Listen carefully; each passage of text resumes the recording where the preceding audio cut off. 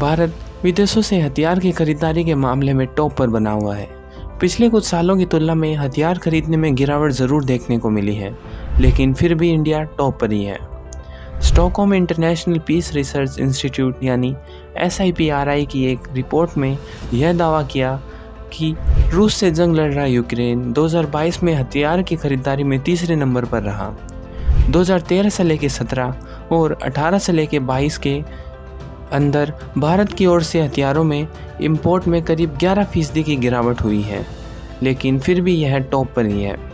भारत ने पिछले कुछ सालों में रक्षा निर्माण के क्षेत्र में खुद की आत्मनिर्भरता हासिल करने पर जोर दिया है। हथियार के आयात में भारत की हिस्सेदारी पिछले 5 सालों में सबसे अधिक करीब 11% रही है। वहीं दूसरे नंबर पर सऊदी अरब करीब 9.6% के साथ है और तीसरे नंबर पर कतर करीब 6.4% के साथ है। चौथे नंबर पर ऑस्ट्रेलिया और 5वें नंबर पर चीन आता है, जिनकी हिस्सेदारी करीब 4.7% है।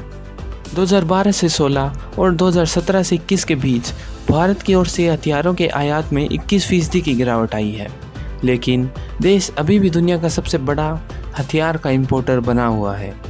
इंपोर्ट में गिरावट के पीछे की 2 वजह हैं।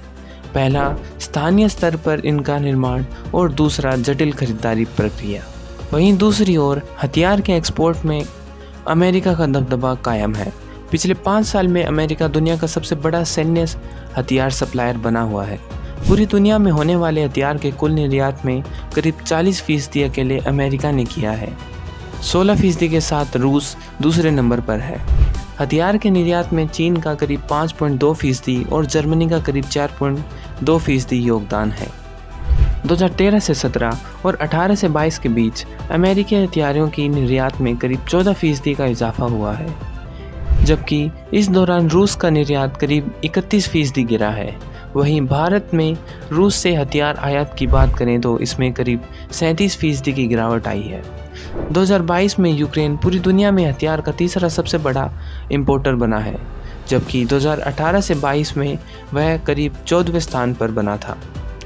बता दें कि रूस के खिलाफ जंग शुरू होने के बाद से अमेरिका और यूरोप की ओर से यूक्रेन को सैन्य सहायता दी जा रही है।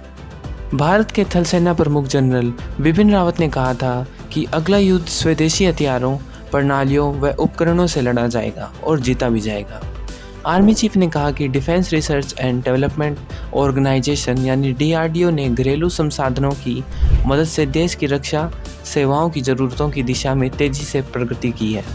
उन्होंने यह बातें DRDO के निदेशकों की करीब 41वीं कॉन्फ्रेंस को संबोधित करते हुए कहा।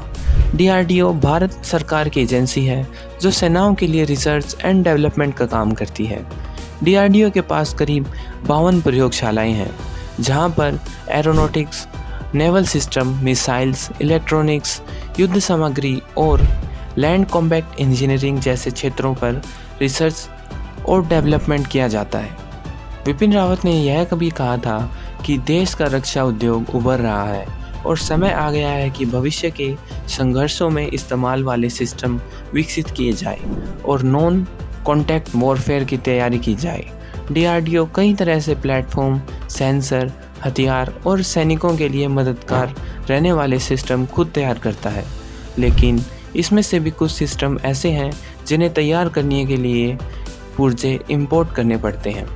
2016 के रक्षा मंत्री की ओर से राज्यसभा में दी गई लिखित जानकारी के अनुसार इनमें रडार से लेकर अग्नि, पृथ्वी और ब्रह्मोस मिसाइल तक शामिल है।